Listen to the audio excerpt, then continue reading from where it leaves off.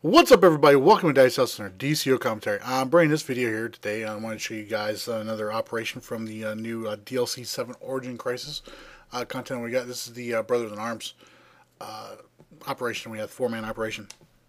This operation is it starts off. You see, it starts off in Central City, just the same as the other one. You got a different objective on this one though, where you have to escort these scientists. And I mean, it can be kind of a pain and all that to do it, but it's not that easy. I mean, if you go around, grab all three. The thing is, now you don't get credit for other people's, because it's an operation. You see other, groups going through and doing this at the same time as you are. However, if you go through there and say if you don't activate that scientist yourself, like I did just right there, then you're not going to get credit for them when they actually do make it into the front of the museum. This also going to be a little bit confusing here too when you're doing this part, because you don't see, there isn't an arrow telling you, take the scientist, escort the scientist to this location. Even if you have all three of them, it doesn't point you directly off over there to do that. But once you get them over there and everything like that, you get them close enough, they'll walk into the front on their own. If a scientist gets dropped on the way over there, don't worry, and all that, they don't die and all that. You can pick them back up where they're at and take them over, and have no problems with it or whatsoever. This is probably the faster of the faster objective to get taken care of with these operations, between the two operations, because you and your group can go over. You guys can find like 3 scientists right off the bat and just start escorting them over there right away. So all at the same time, you don't have to carry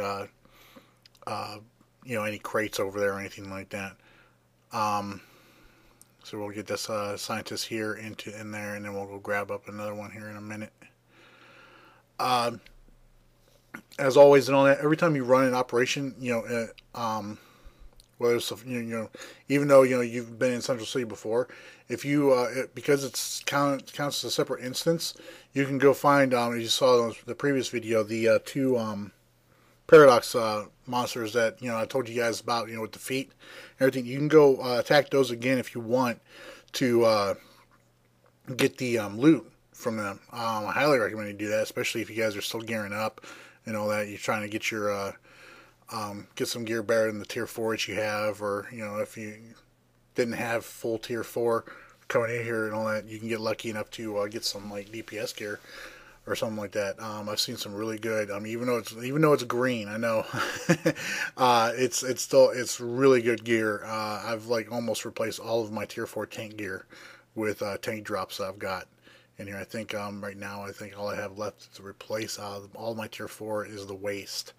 And it's dropping really good range too in here and everything. The stats are definitely, at least with the tank range that I have, the stats for the tank, one of the tank ranges that I did get is slightly better. Like extra 40 defense, some stuff like that. But you can't mod them with R&D mods. So I don't know if you guys want to swap out your Promethean lockbox tank range that you get, that you may have, or if you got controller or healer or DPS range. I don't know if you guys would want to swap those out just yet with the range that I've been seeing, at least. So because like I said, the stats are slightly better, pretty much all around.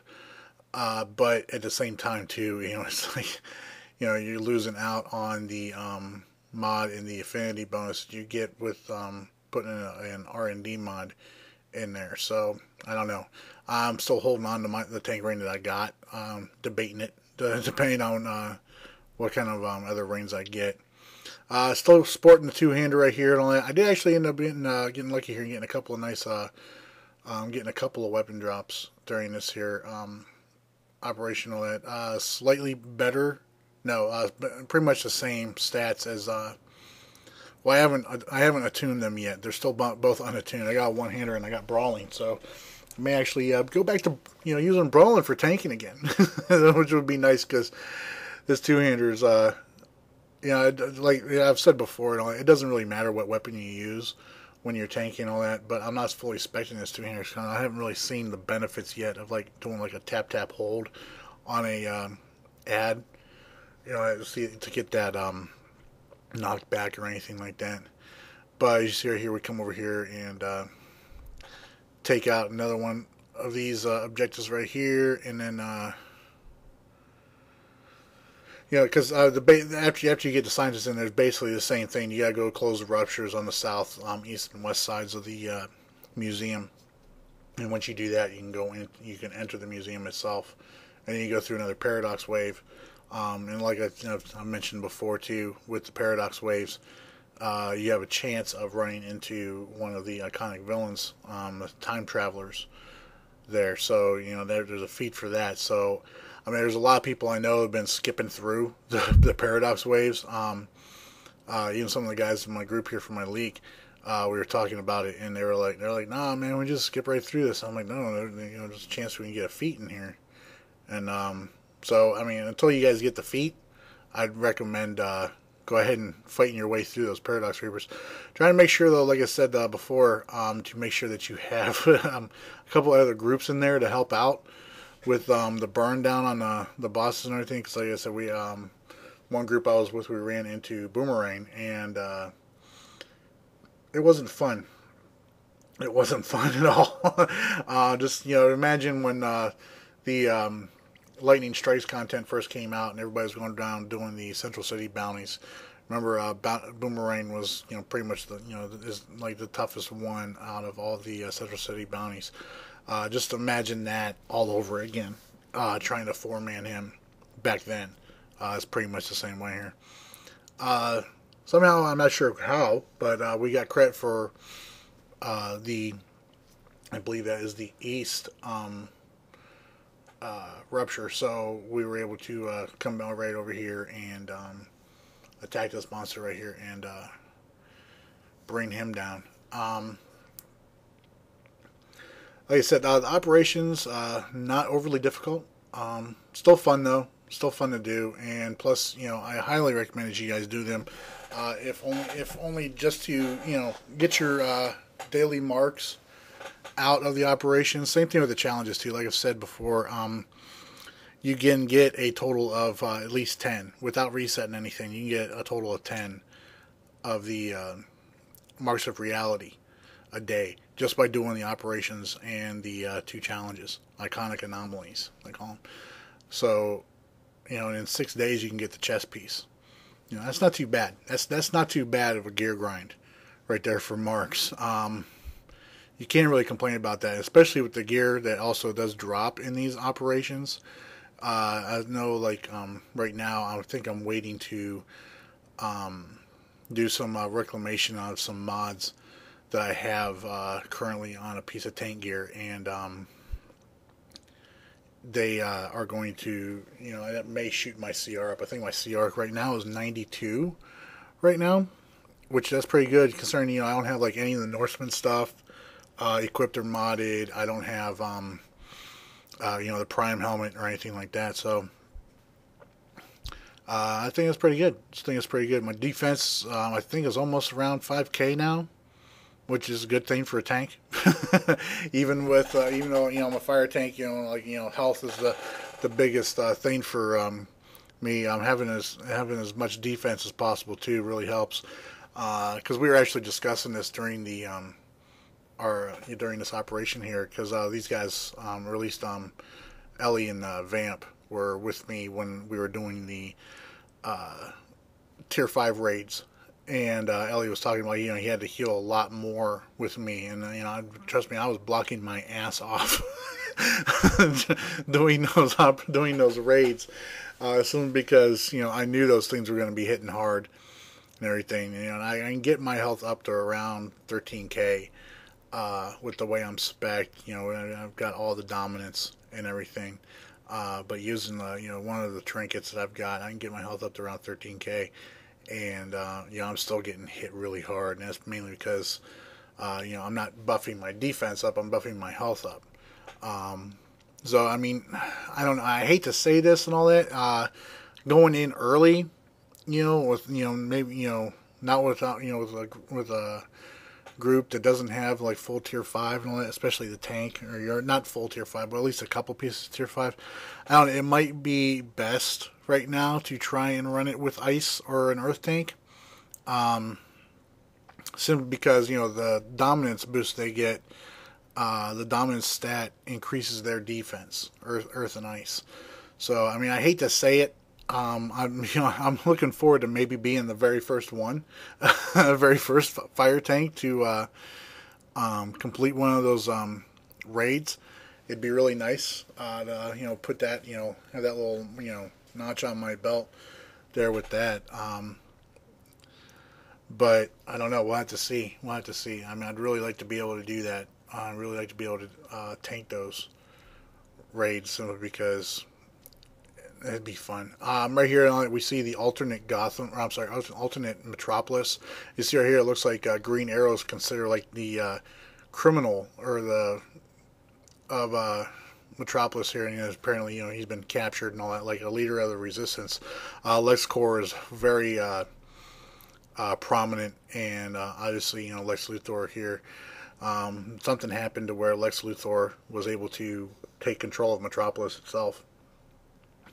This, part of the mission right here, you have to go around, you have to smash up 6 of these vehicles and all that to extract navigation data from them. And then there's like 2 flying boss that, I got away from the group right there and I ended up getting killed, so I just cut that out for you guys. But there's also 2 flying ads in here that you'll find that you need to fight and take on as well. Usually, like the one time I've been here through here before too, you need to collect these dossiers, and I'm not sure why we didn't have to do it this time. Right there's one of those Cerebuses that you have to find and fight, take out. Healer got a little bit too close to him. It's kind of funny hearing Ellie scream. It's like, ah! But yeah, there was a side part here where you had to collect these dossiers, and I'm not sure exactly what happened to that part.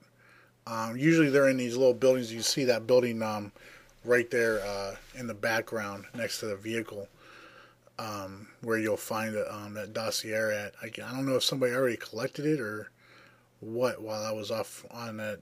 When I got split up away from the rest of the group and got my ass handed to me there. But these turrets can hit hard, so we want to make sure we check that out. You come over here and grab the aggro on these ads right here. These guys hit hard, and you gotta watch out for like the spec ops too, especially because they not only they hit hard, but if you're tanking and you got to hold block and everything to try and mitigate some of that damage you're taking from all the ads, they will sit back and they'll start throwing block breakers at you, and that can be end up in a bad day for you as a tank, because then you're like completely vulnerable until you can stand back up. Also in Metropolis here, you'll see there are, just like in Gotham, except it's a little bit different in Metropolis. In Gotham and all that, you have to go find those the rogues, Batman's rogues gallery, usually, consists of like, Poison Ivy and Scarecrow, that you saw in the Brother of Arms, not the Brother of Arms, the Family Reunion operation. We got to fight Scarecrow in there. There are also iconic villains inside Metropolis here. They are not part of any mission that you have in here. You have to go around and kind of find them. I know Giganta and Parasite are a couple.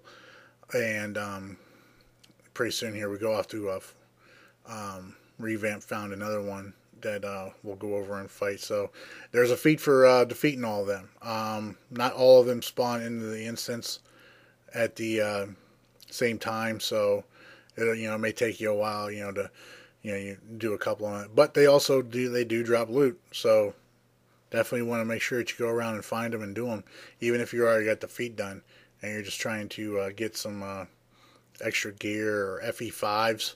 Um, because we got these 5 plans now, so everybody's trying to get geared up. Here we find it on this Cerebus here.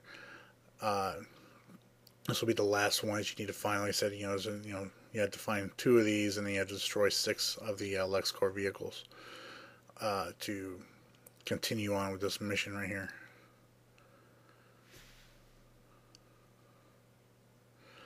I like fighting things in midair. Makes me feel like I'm in an episode of Dragon Ball Z.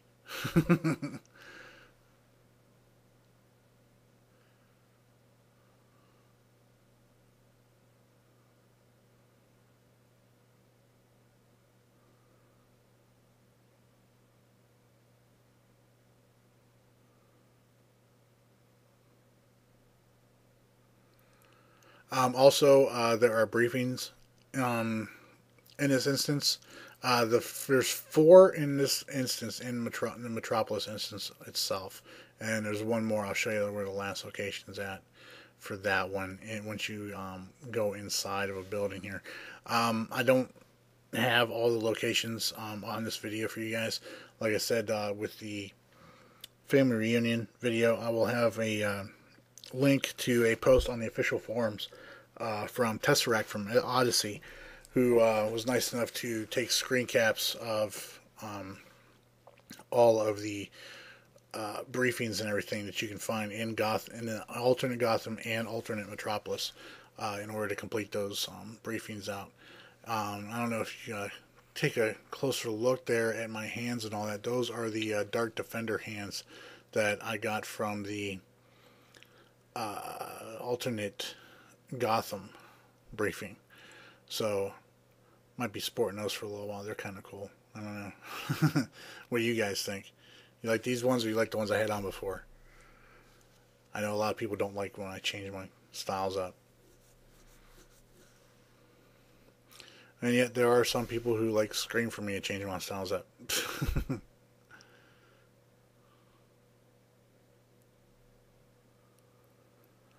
Once you take out all the vehicles and everything like that, though, then it tells you, it wants you to find and use explosives to destroy the detention center's power generator. So basically, Vamp's already got a hold of it. I had that ad there. I didn't want it following us over, because this can be a bit of a tough fight, depending on how you approach it. Pretty much everybody in my leagues decided, they're not going to be doing a melee DPSing anytime soon with the new ops or the raids. I mean, with the operations, once you get some gear and everything, you might be able to get away with it. But Vamp, who's got kind of lazy with his gearing up and getting skill points and everything, he doesn't even have full tier 4 DPS gear. I mean, he's got full tier 4 controller gear, or he had when the DLC dropped, but he didn't even have full tier 4 DPS gear going in here doing this operation. I was like, well, why are you DPSing then? But he was hoping to get some DPS drops in here, so he'd be able to DPS other content and everything. Yeah, that's one thing. A lot of people feel sometimes and all that. So I love tanking PvE. To be honest with you, it's a lot more exciting than doing any of the other roles. Because for me, DPSing is basically it's just constantly going through the same rotation. Keeping your damage modifier up, keeping your dots out, keeping your power interactions out there, so your big hitting damage dealing powers can do the extra damage that they may need with those power interactions and everything. With controlling PvE is extremely easy, especially if you just approach it more as a battery type controller who occasionally does some crowd control effects. You see right here, this is where Vamp found Faust. It was like right across the street from the LexCorp building.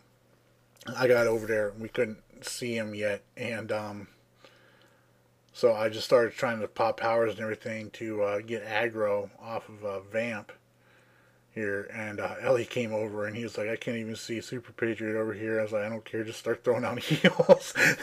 So I'll get him. uh, but yeah, I mean, people, talk about, playing different roles and everything like that. Controlling for me, is very easy. And it can get to be a bit boring too. Especially if you use dual pistols. You just sit there, spam auto fire, and throw defib out, and then recast your power over time when you need to. Put the defense debuff on the boss or whatever you're fighting, whenever you need to keep that defense debuff on there. And if ads are starting to get a little bit out of control, then you can throw some crowd controls out there. That's all dependent on him, how much power you have and everything like that. Which, if you got, if you're sitting there just spamming auto fire and all that, you're gonna build your power back up really quick. Not to mention the fact, as a controller, you throw POT out, you're getting POT as well. So, it doesn't take that long to build your power back up as a controller, if that's how you're playing it as a controller. If you're one of those guys that likes to get in the mix of things and do damage as well, then your power usage is probably going to be a lot greater. But, or if you just sit there and all you do is just spam powers out, which is not helpful, because it helps to build your hit combo up. Because not only does building your hit combo up apply to regenerating some extra power for you, especially now that we're getting this VIT stat on all of our gear. But it's just all around better to do that. Because I'll just sit there, and I'll spam like auto fire with the pistols, and pump out defib, constantly, like every like 6 or 7 hits or anything. But building up your hit combo also outside of helping to build up your power and everything, it helps to increase your damage, in your crit chances. So because if you're doing like weapon combos on there and you haven't hit a crit yet, chance of you hitting a crit when you go to clip it with a power or something like that greatly increases. So, not to mention the fact too that when you use a power kind of like Inferno, when you're DPSing, it says that it's going to keep your damage modifier up for 20 seconds or until the hit counter resets, whichever comes first. So, it kind of makes sense to use some weapon combos while you're DPSing as well. Because I see a lot of people, all they do is just, still like, throw out an arrow flurry and then just like spam all their powers out. Maybe do an arrow flurry and then spam them all out again. We see right there, we beat Faust and all that. Got a couple of nice loot drops here. The brawling that I got, I'm not sure if I'm going to make those tank or DPS yet. I haven't decided. I did get that one-hander from earlier too, so I may make the one-hander DPS and the brawling tank. So because I just love brawling. I'm a big fan of brawling. But anyways, the next part of the mission here was go over and we had to detect this finding these LexCorp lieutenants and attack them until Lex Luthor shows up. All you had to do is go around here, smack 3 of them around, and eventually Lex will show up. And then you get to fight Lex, which is kind of a cool fight. Those bunker busters, man, that triple targeted bunker busters OP. In my opinion, if I was Gadgets, I would definitely want something like that. But yeah, you go around, you find a lieutenant, beat him down, and then activate the cog over his head, and that's supposed to send out a SOS signal to draw Luthor out.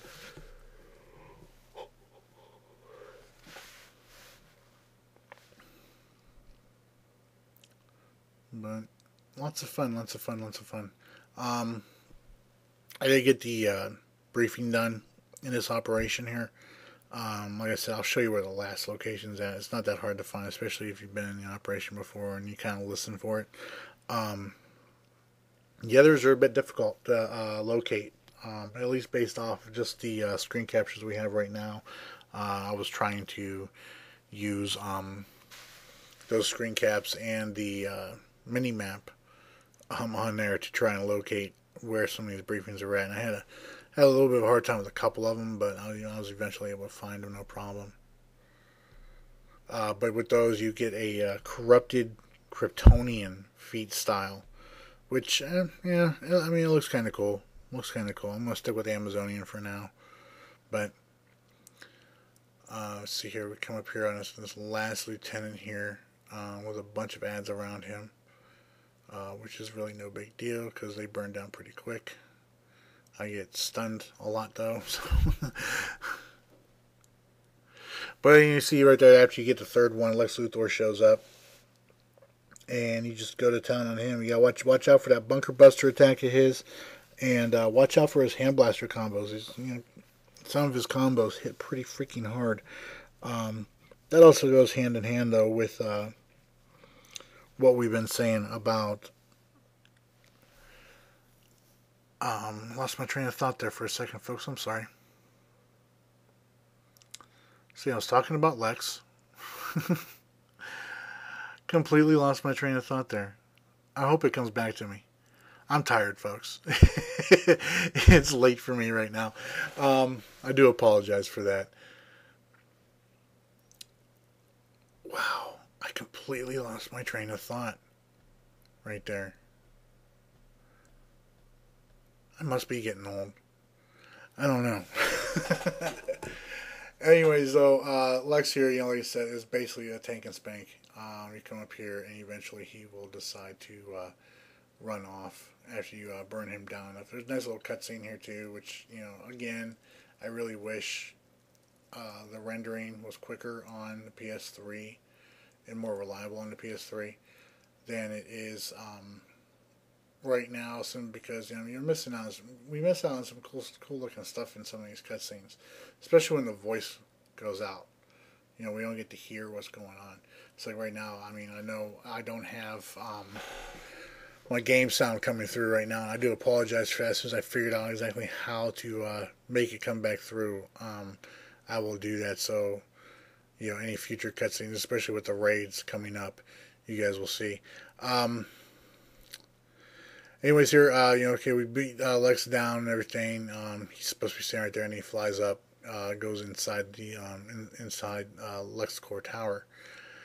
So we're gonna no loot drops from him or anything like that. So we're gonna go ahead. We're gonna head into LexCorp tower, and this is where we're going to run into Lex Luthor. He's gonna stand there and he's gonna talk up a big game. You see, we're all a bunch of shadows right there. I'm not sure why it does that sometimes with the little cutscenes in between and everything like that. But not only are we fighting Lex Luthor, but we are also fighting, you can't see him in this cutscene, of course, but we're also fighting Superman. That's right, Superman. Apparently, I'm not sure what that red piece of kryptonite there, that red rock is right there. I don't know if it's kryptonite or not. If it was red kryptonite, Superman obviously wouldn't be hitting me that hard. Quick quiz. Anybody tell me what red kryptonite did to Superman? Let me know in the comments below.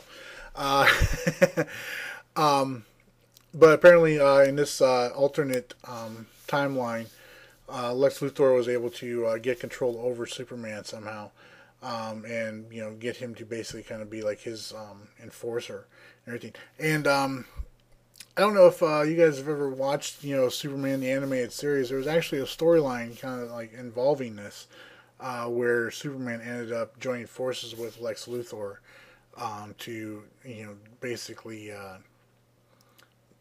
try and get control of Metropolis and make it safe for everybody by turning it into kind of like a police state. Martial law was in effect and everything like that. But Superman was working with and for Lex Luthor in that alternate timeline. I believe, if I recall correctly, the reason why Superman went and started working for Lex Luthor in that alternate timeline was because Lois had been killed by Intergang, I think it was. Yeah, she'd been killed by Intergang, and so that obviously really messed Superman up, and so he ended up joining forces with Lex Luthor to, extinguish crime from Metropolis. Of course, in doing so, they ended up, oppressing, innocent people and whatnot. Not quite a Justice Lord's storyline there, but, kind of close to it. In this case, though, as you'll see, with this storyline here, so we're going to find out, and so now we're facing, Superman fighting alongside Lex Luthor, who'd have thunk it, and all that. But we will find out exactly why. There is a feat for this boss fight right here. The feat is to make sure that you take down Lex Luthor or Superman. Take them down, take both of them down before one of them has a chance to spawn back up. That's why you saw us switching targets from Lex to Superman and Superman back to Lex and everything. Was simply because we were wanting to burn them down equally. Because after they've been down for a while, there's turrets on the side that will spawn them back in. And all that. So that's a nice controller waste there. It's like the third time I've seen those team lockers dropping. And guess what? I didn't get them. Meh. Which is really no big deal. We see right here in this office right here, come over to this painting right over here and smash that painting in the last briefing is located right there. So there's that. Now we're inside the House of L on Krypton. We've actually gone further back in time to just the moment before, or a short time before Jor-El launched his Superman or Kal-El into space towards Earth. Now, are you here to interfere with that, or are you here to make sure that it happens? I don't know. We're gonna have to wait till the end of the op and all that to figure it out. But you come up in this first area right here and all that. There's only 2 guards up here, so you can just burn them down real quick. You don't have to worry about them setting off an alarm or anything, which is cool. Which is very, very cool.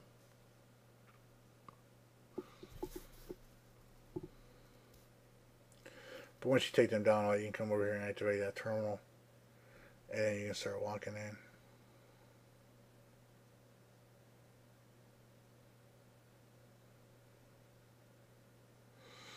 Man. I really wish we had game sound right now.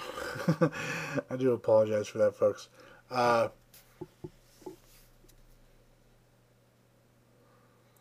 basically what you gotta come do in here and do, though, is you need to destroy this crystal. There will be ads that will come down the stairs from the right and the left there of the crystal. If you just go in like as a tank and just go straight after that crystal, like tanking that and just like, keep pulling all the ads towards you and everything, it'll make for an easier burn and defeat of this little portion of the this very small portion of the operation. Like I said before, though, about PvE mechanics working, the combat mechanics working in the game, PvP and in PvP. You want to keep an eye out for cheap shots, right, like that from people who might come up on you. Once again, I've lost train of thought, folks. Like I said, I'm really tired. I should not be doing this right now while I'm tired, but I wanted to get this video out to y'all because I know everybody's been asking about it. I do have another video planned here from Iconic Anomalies for Bizarro. Show you guys how we get that scientist feat in there, or at least one way. Also point you guys in the direction of another YouTuber who's posted a video up of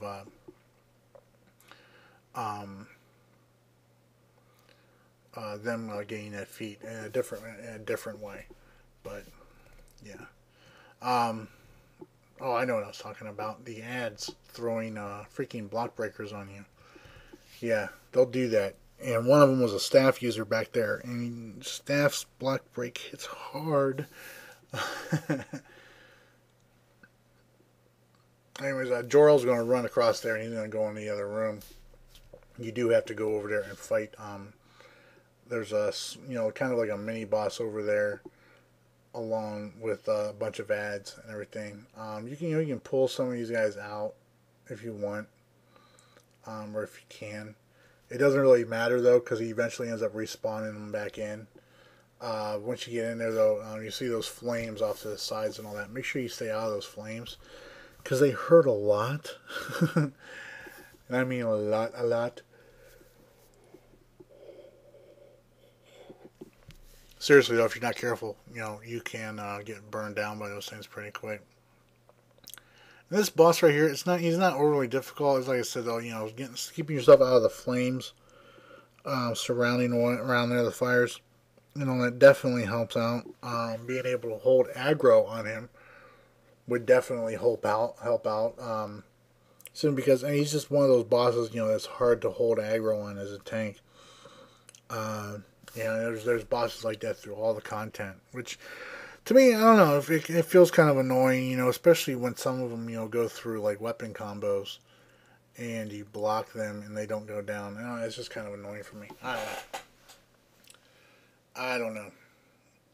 I think they should. I think, if you're going to introduce the, the combat mechanics and the, throughout the game, make them more prevalent throughout the game, then, we should be able to get everything. It's like, how come I don't get a blue immunity whenever I lunge somebody who's block breaking me in PvE?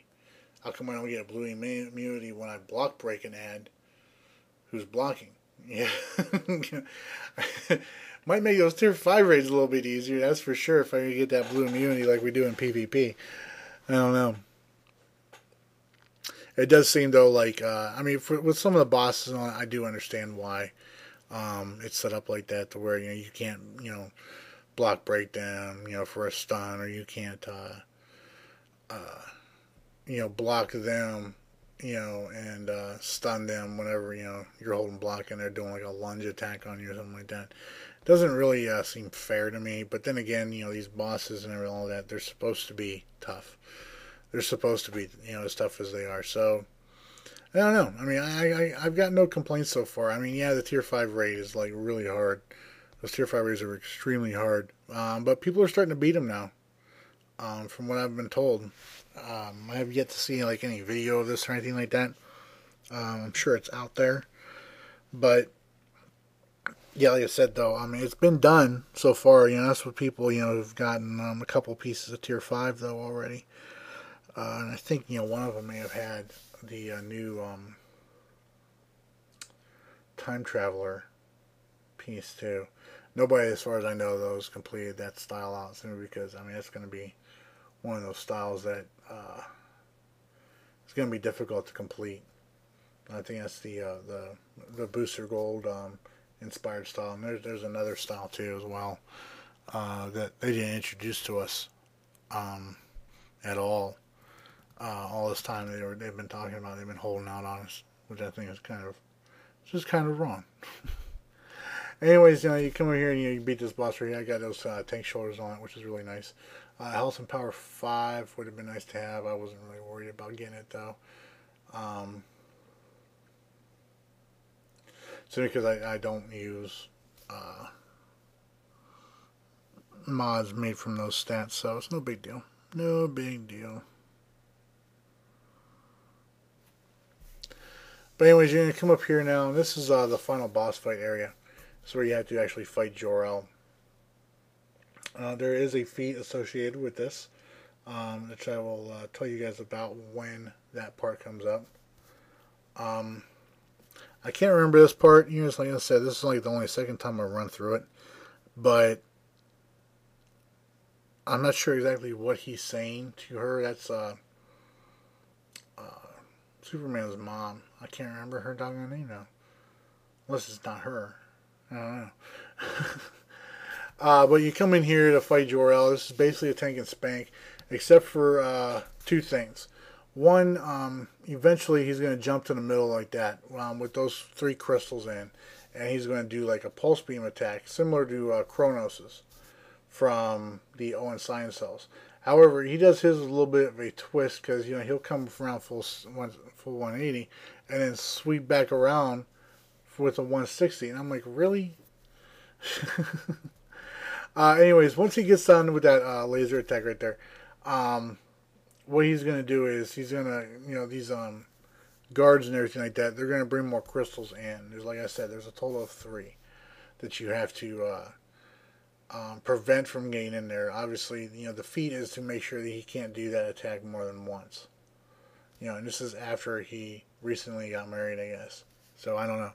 But yeah, he said the basic rule of thumb is, you can only eat one at a time. You can't eat both at a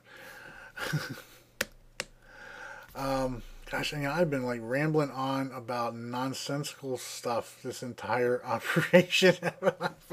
I'm sorry, I apologize. I got to fill the hour though. We're coming up here on the end though, and all that. Like I said, you got to try and make sure that you keep those crystals out of there. I was doing my damnedest to make sure that they couldn't get any of those crystals delivered into the receptacles there. Obviously, you see the one there in the middle got bias. Here comes this person right here. So we got that one. So you got to be careful too with those and all that. How you drop them and stuff like that. Because if they drop them and they roll over to the mounts form and all that, they will go in, and that's very extremely frustrating. So we have another one. I think that was starting to come out of the crystal or not. I'm not positive.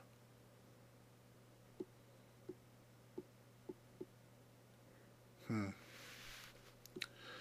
believe I was able to keep him from getting it done until like just towards the end, which was extremely frustrating.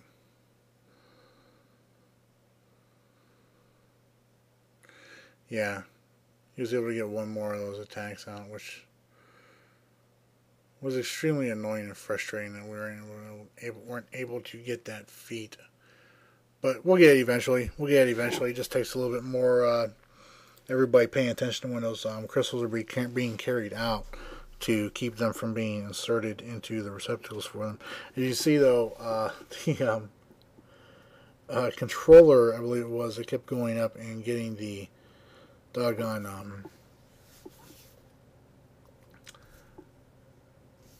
alright, let me rephrase. You see the crystals coming out right there. We asked Vamp DPS to make sure he got on those guys and started pulling them down and all that. But as you see, when I was yanking those guys, they dropped the crystal and it would slide over and end up going into the receptacle. It was very extremely annoying. But anyways, that's going to be it for this video. Thank God. Aren't you guys happy?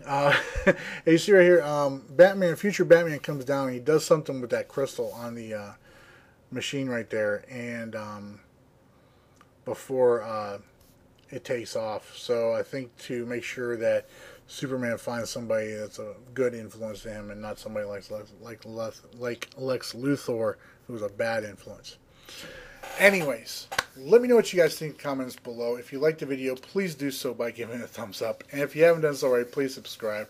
I apologize again for my rambling during this video and all that. But, it's late for me. I'm sorry. Anyways, I hope you guys enjoyed it. Until next time, y'all take care. Bye.